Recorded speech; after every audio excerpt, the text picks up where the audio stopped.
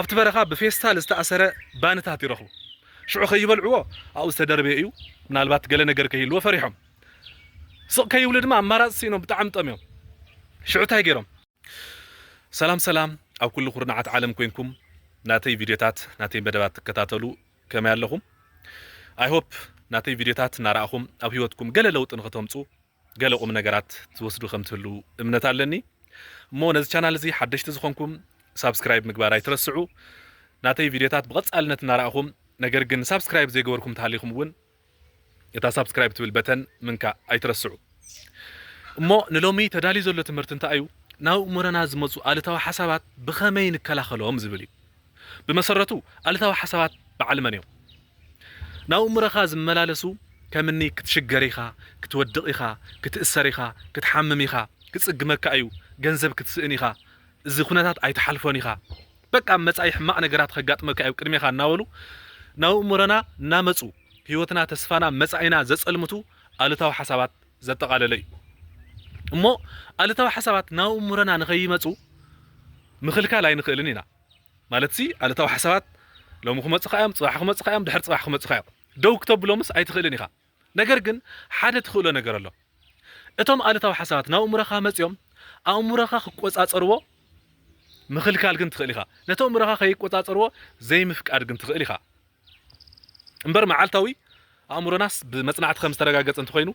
ካብ 60,000 ክሳብ 80,000 ሓሳባት ኢና ንሓስብ ካብዚኣቶም እቲ ዝገርም ልዕሊ 90 ሚእታዊ ኣሉታዊ ሓሳባት ኢና ንሓስብ ክትሓምም ኢኻ ክትመውት ኢኻ ክትሽገር ኢኻ ገለ ሓደጋ ከጋጥመካ እዩ ኮክፉእ ሓሳባት እዩ እሙሮና ዘምፅእ ምናልባት ገለ ሰባት ኣለኹም ናተይ እሙሮስ በቃ እንታይ ምዃኑ ኮክፉእ ሓሳብ እዩ ዘምፅእ ሕማቃት ሓሳብ እዩ ዝሓስብ እንታይ ኣ ኮይነ ትብሉ ትህሉ ነገር ግን ናይ ኩሉ ሰብ እሙሮ ኣሉታዊ ሓሳባት የምፅእ እዩ ምክንያቱ እሙሮና ንዓና ሰርቫይቭ ክገብር ኣብ ሓደጋን ጉድኣትን ከድሕነና ዝተፈጠረ ኦርጋን ስለ ዝኾነ ንነገራት ብኣሉታዊ ሸነኾ መግዚፉ እናረኣየ ኣሉታዊ ሓሳባት ከምፅእ ስርሑ እዩ ናትና ስራሕ ድማ እቶም ዝመፁ ኣሉታዊ ሓሳባት ኣብ ህይወትና ከም ዘየጋጥሙና ምርዳእ ስራሕና እዩ ብመፅናዕቲ ከም ዝተረጋገፀ ልዕሊ 85 ሚእታዊ እቶም ኣብ ህይወትና ዘፍርሑና ዘስግኡና ዘጨንቑና ሓሳባት ኣብ ባይታ እኮ ይኽሰትን እዮም ኣብ ህይወትና የጋጥሙና እዮም ሓደ ግዜ ጋጢምኩም ኣይፈልጥን ብጣዕሚ ዝፈራሕኩሞ ዘስጋእኩሞ ከጋጥመኒ ክእል እዩ ኢልኩም ዝተጨነቕኩምሉ ድሓር ግን ኣብ ህይወትኩም ከየጋጥመኩም ተሪፎ ይፈልጥን ዋይ ከምቲ ዝፈራሕዎ ኣይኮነን ዝኩሉ ዝፈራሕዎስ ለካ ነበለሊ ነይሩ ዝበልኩም የለን ልክዕ ከምዚ መብዛሕትኦም እቶም ንፈርሖም ነገራት ኣብ ህይወትና ኣየጋጥሙና እዮም ስለዚ ናብ እሙረኻ ኣሉታዊ ሓሳባት ክመፅካ ከለዉ ከይተደናገፅካ ጀስ ተቐበሎም ነገር ግን ኣይትእመኖም ምክንያቱ ኣብ እሙረኻ ዘፍርሕ ዘጨንቕ ዘስግእ ድቃስ ዘስእን ሓሳብ መፂካ ኣሎ ማለት ኣብ ህይወትካ ክጋጥም እዩ ክኽሰት እዩ ማለት ስለ ዘይኮነ ስለዚ ነቶም ብደገ ዝመፁ ኣሉታዊ ሓሳባት ብከምዚ መልክዑ ክነባረሮም ንኽእል ኢና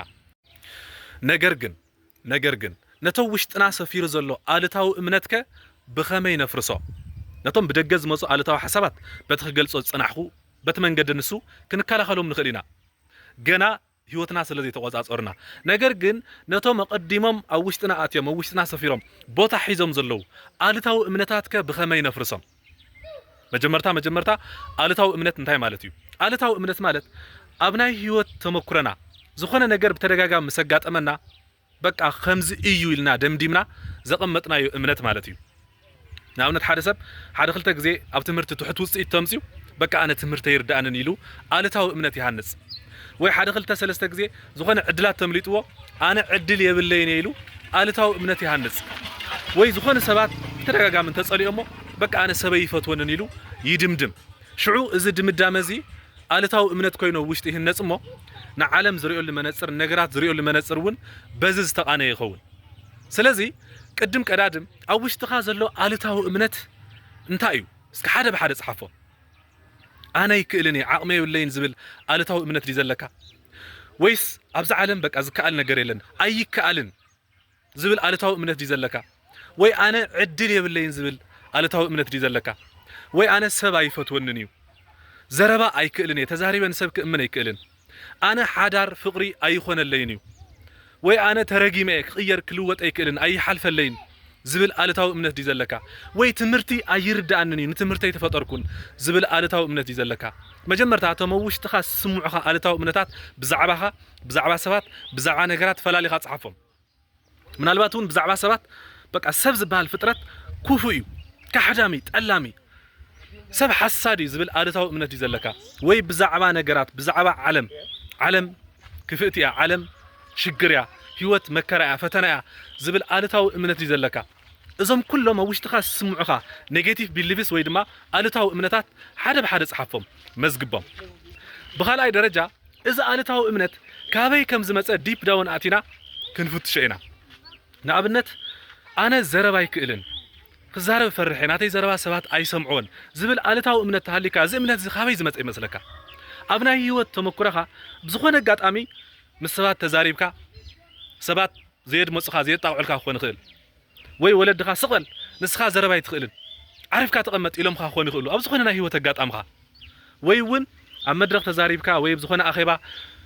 زربان طواتيبكا زرب عبيلكا تخون مو وي سب مسحاوخا وي زخونة رئيتهم ساوخا بك أنا نزرباي تفطركون إلكا دمديمكا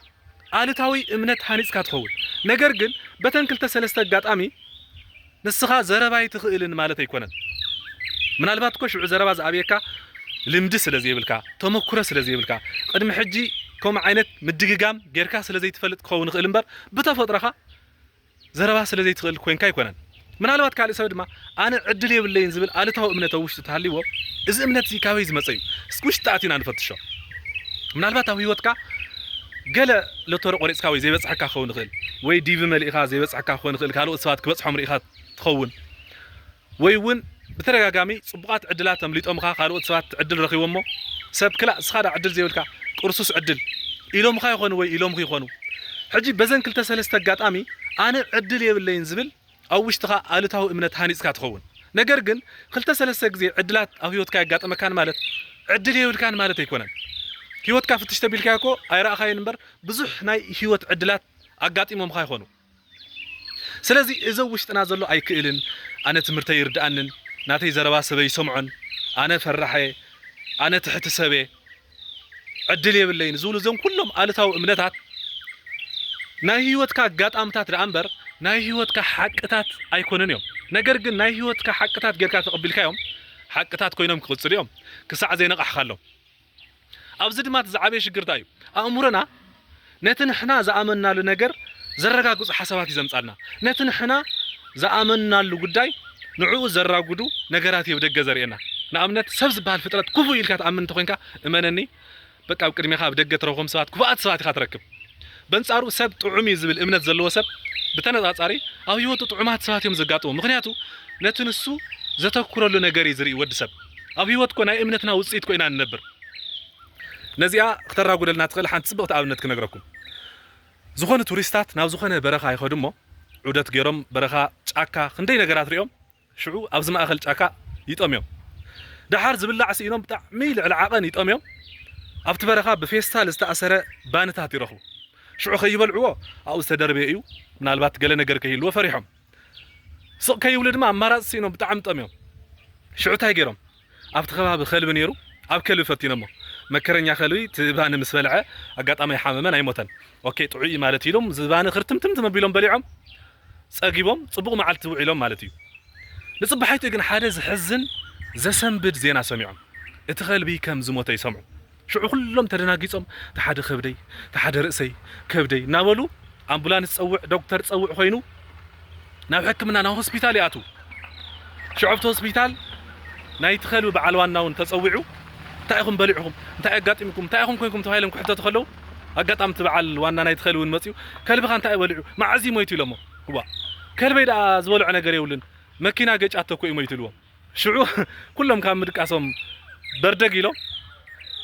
تمسكن حج حشني حج قلليلني حج فخوسيلني لو بحر غزينا وطعي سب تغيروا حج زوم سمات زيوم حاميمهم صنحو تزبلعوا بان زي كونس منالبات اتباني تمرزه ነገር ከም ዝኾነ ኣብ ውሽጦም ስለዚ ሓሰብዮም ተመሪዚ ዝብል እምነት ስለዚ ፈጠሪዮም ኣብ ውሽጦም ሕማም ፈጢሮም ፈቆዶ ኣምቡላንስን ሕክምናን ክኸዱ ዝበጽሑ ነገር ግን ውሽጦም ጥዑያትዮም ነይሮም ልክዕ ከምዚ ኣብ ውሽጥና ንጹሃት ከለና ኣነ ትሕት ሰበ ኣነ ዕድል የብለይን ኣነ ዘረባይ ክእልን ኣነ ቢዝነስ ይኾነለይን ኣነ ሰብኣይ ይወጸለይን ዝብል ኣልታዊ እምነት ኣብ ውሽጥና እንተሃልዩ ዋላውካቶም ንብሎም ዘለና ብሳይንሳዊ መለክዒ مرتعو خون زي يقولوا إن هلو نجرج نحنا سلنا أمن اللهم زلنا أو وشتنا إمنت كوينهم سلز تقمطوا ناي هوتنا إمنتات راح يخونس ناي هوتنا حقتات كوينهم يمكوتسلو ስለዚህ ተቀዳማይ መፍትሕታ እዩ ተውሽትኻ ቀሚጥካ ዘለኻ ኣልታዊ እምነታት ብምሉኡ ናይ ዝኾነ ዋን ናይ ህይወትካ ኣጋጣሚታት ዝፈጠሮ ዳ እምበር ናይ ህይወትካ ሓቅታት ከም ዘይኮነ ምርዳእ እዩ እሞ እዚ ውሽጥና ሰፊሩ ዘሎ ኣልታዊ እምነት ኣፍሪስና ብሓድሽ ኣወንታዊ እምነት ክንትክኦ ንኽእል ዶ እንተኢልና እወ ይከኣል እዩ ብኸመይ ንኣብነት ኣነ ትምህርተይ ይርዳእንን እዩ ብፍላይ ሂስትሪ ታሪክ ዝበሃል ነገር ኣይፈቱን እየ ብተደጋጋሚ ዲ ወይ ድማ ኤፍ የምፅእ ዝብል ኣልታዊ እምነት ኣብ ውሽጥኻ እንተሃልዩ ንምንታይ ኢኻ ትምህርቲ ዘይትፈቱ ንምንታይ ኢኻ ኣብ ትምህርቲ ሂስትሪ ዲ የምፅኻ ወይ ኤፍ የምፅኻ ዝብል ክንርኢ ከለና ምናልባት ውሽጢ ኣቲኻ ተሓቂ እንተፈትሽካዮ ሂስትሪ ስለዘየፅናዕኻ ትምህርቲ ስለዘየንበብካ ኣብ ክላስ ትምህርቲ ብዝግባእ ስለዘይተኸታተልካ ገዛኻ ተመሊስካ እውን ዝተምሃርካዮ ስለዘየፅናዕኻዮ ብሓፂሩ ሲ ስለዘየፅናዕኻ ኢኻ ኤፍ የምፅኻ እምበር ንስኻ ደደብ ኮንካ ኣይኮነን ኣብነት ቀዳማይ ኩናት ዓለም መዓዝ ተኻይዱ ተኢሎምኻስ ተዘንቢብካ ትፈልጦ ዲኻ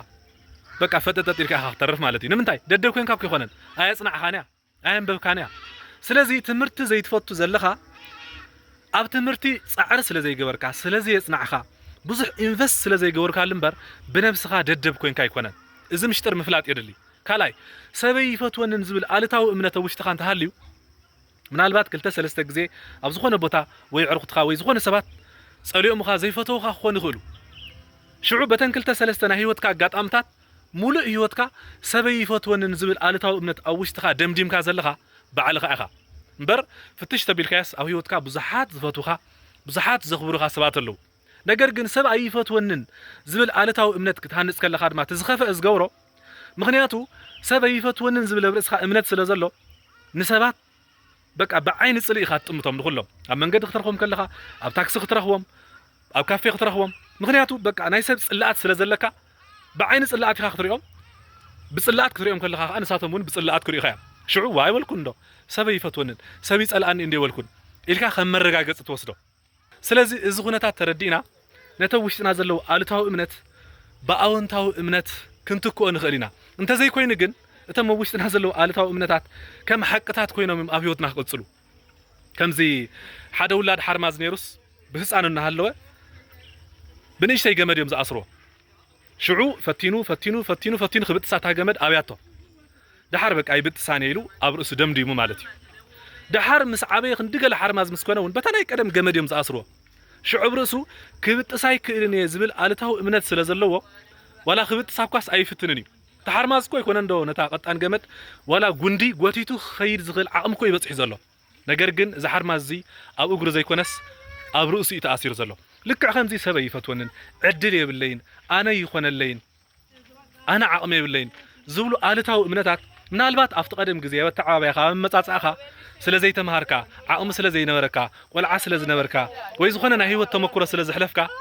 ከምኡ ኮንካ ክትኮን ትኽእል ሕጂ ግን ልዕሊት ዘጋጥመካ ዝነበረ ፀገማት በፅሒኻ ከለኻ በቂዕኻ ከለኻ ብዙሕ ነገር ትሰርሕ ሰብ ኮንካ ከለኻ በቲ ናይ ቀደም ኣተሓሳስባታት ተኣሲርካ እንተሃሊኻ ልክዕ ናይ ዝሓርማዝ ተመሳሳሊ ታሪክ እዩ ዘለካ ስለዚ ተው ውሽጥና ዝፀንሐ ኣልታዊ እምነታት ኣፍሪስና በቲ ንደልዮ ሓድሽ ኣወንታዊ እምነት ክንሃንፆ እቲ ምርጫ ኣብ ኢድና ኣሎ ቴንክ ዩ ኣይ ሆፕ እዛ ቪድዮ ከም ዝፈተኹማ ርግፀኛ እየ ካብዚ ብተወሳኺ ኣብ ትካልና ብኦንላይን ዝደለኹሞም ዓይነት ኮርሳት ብዝደለኹሞም ግዘን ሰዓትን ክትወስዱ ትኽእሉ ኢኹም ካብ ዘየድሊ ፍርሕን ምጥርጣርን ካብ ሰባት ከይብሉኒ ካብ ጭንቀት ወፂኹም ኮንፊደንስ ዘለዎ ዓይነት ህይወት ንኽትመርሑ ዘኽእል ኮርሳት ኣለውና ምናልባት ኣቱም ንመጀመርያ ግዜ ኮርስ ክትመሃሩ ትደልዩ በተብታሕቲ ተቐሚጡ ዘሎ ዋትሳፕ ኣድራሻ ደው ኢልኩም ዝርዝር ኢንፎርሜሽን ምሕታት ትኽእሉ ኢኹም ብቐሊሉ ክትመሃርዎ ትኽእሉ ነገር እዩ ቴንክ ዩ ባይ ባይ